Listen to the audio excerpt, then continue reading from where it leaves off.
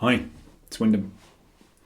What does it mean about us when we have a large, uncontrollable emotional breakdown?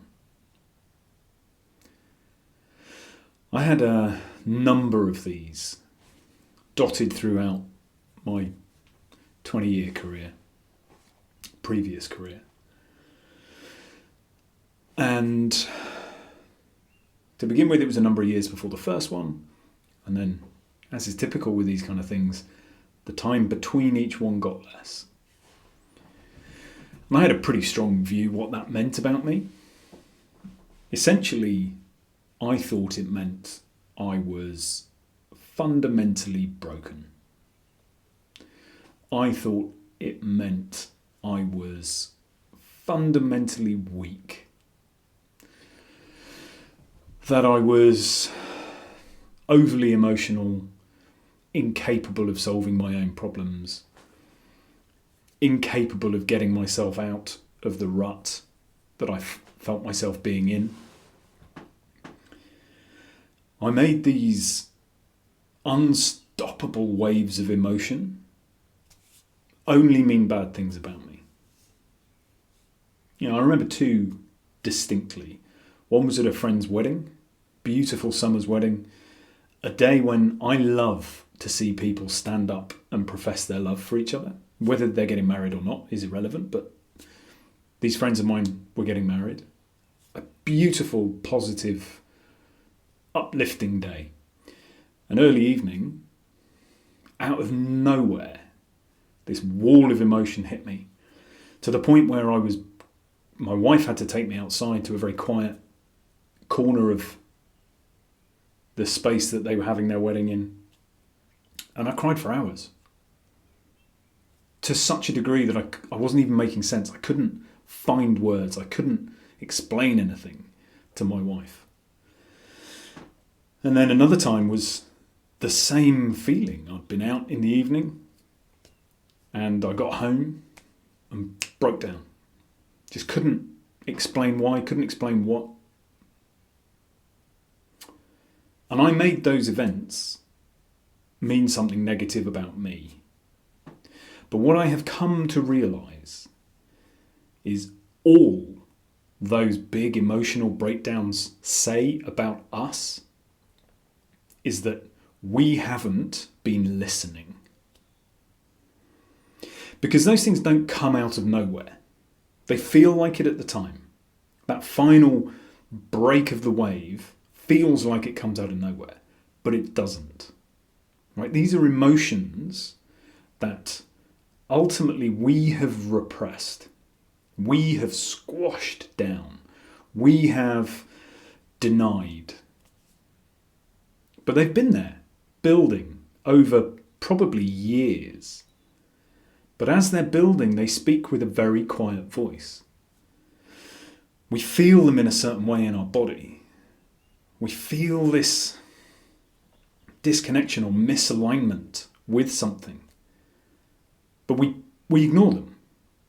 And we ignore them because we have never been taught to listen to them. We live in a society that tells us, push on, grind, chase success. Here's a definition of success. We are not taught, listen to yourself, listen to your heart, come out of your head, sink into your body, feel what feels right. We aren't taught that. So we impose a false sense of how we should be. We deny, we ignore, we suppress, we repress. And the one thing I can guarantee is that if that is your strategy or tactic, it will not work forever. Just won't. There will be a time when you cannot resist it. When it has grown so big and so powerful that it overflows and overrides all of your attempts to hold it back. And from my perspective, that is a good thing. Didn't feel like it when it was happening to me. And I refused to acknowledge what it was doing at the time. It took 4 or 5 of these events to finally get through to me. But when we have those breakdowns, it is a good thing. We have to get that stuff out. First and foremost, we have to vent. We have to get rid of it. Secondly, we have to stop judging ourselves for it and start to listen. What is being said? What are we ignoring?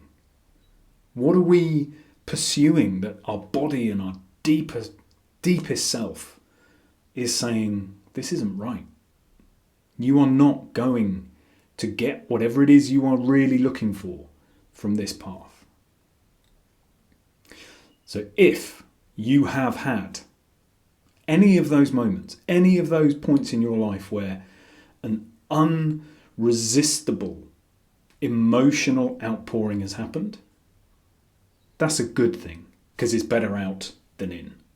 And then, did you ask yourself, what am I not listening to?